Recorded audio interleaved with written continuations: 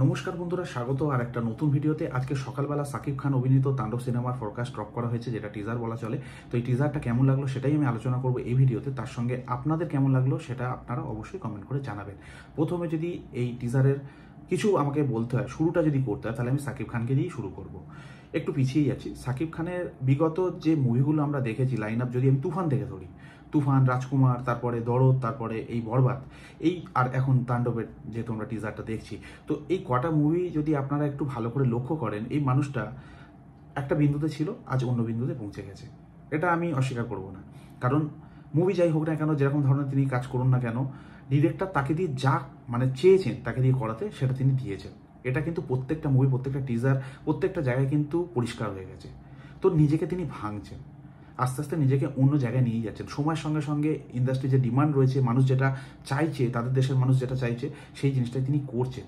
এটা কিন্তু বিশাল বড় একটা বড় ব্যাপার, এবং বাংলাদেশের যে ফিল্ম ইন্ডাস্ট্রি রয়েছে তার জন্য কিন্তু এটা সাফল্যের ব্যাপার। কারণ এইভাবে একটা মানুষ এত বছর পরে এসে, ইন্ডাস্ট্রিতে এত বছর কাজ করার পরে এই লেভেলে নিজেকে নিয়ে যেতে পারে, এটা সত্যি কথা বলতে অস্বাভাবিক ব্যাপার।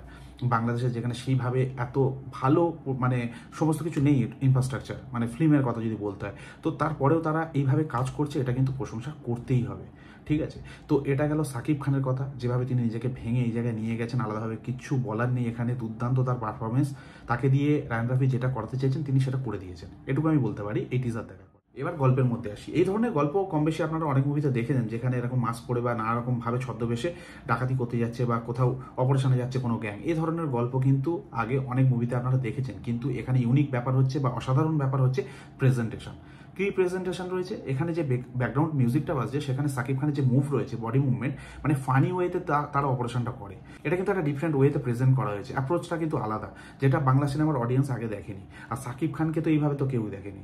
এর আগে বরবাদের সময় আমরা একই কথা বলেছিলাম, সাকিব খানকে এইভাবে দেখিনি। দেখার পরে এখানেও একই কথা বলছি যে সাকিব খানকে এইভাবে কেউ দেখেনি।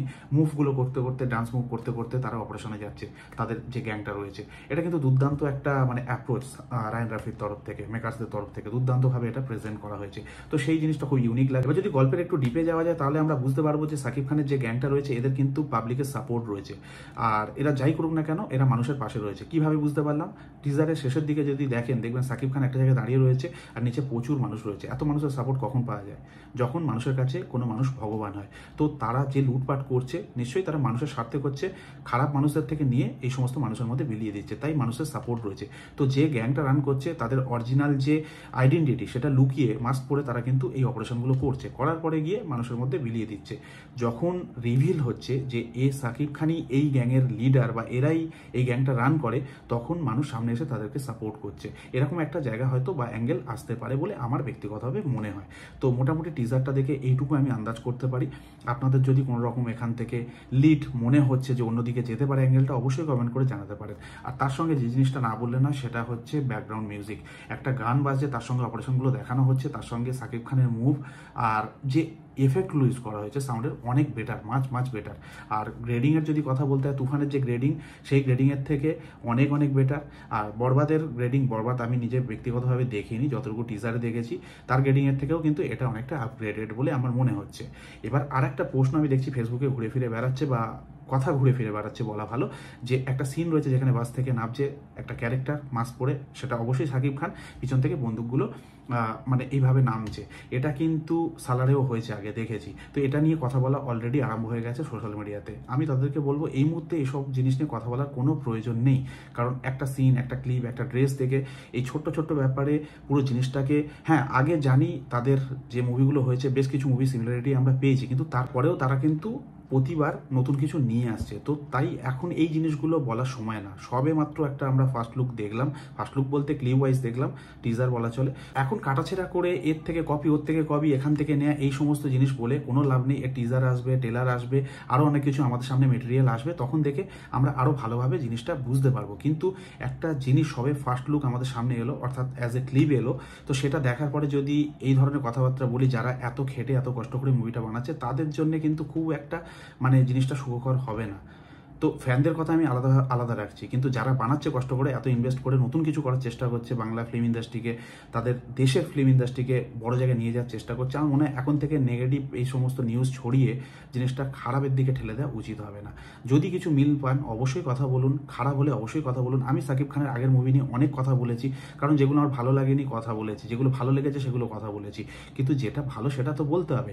আর তাকে সবে মানে তাকে এস্টাবলিশড হতে দিন, মার্কেটে আসতে দিন, তারপরে জিনিসটা নিয়ে আলোচনা করা হোক, তার আগে না।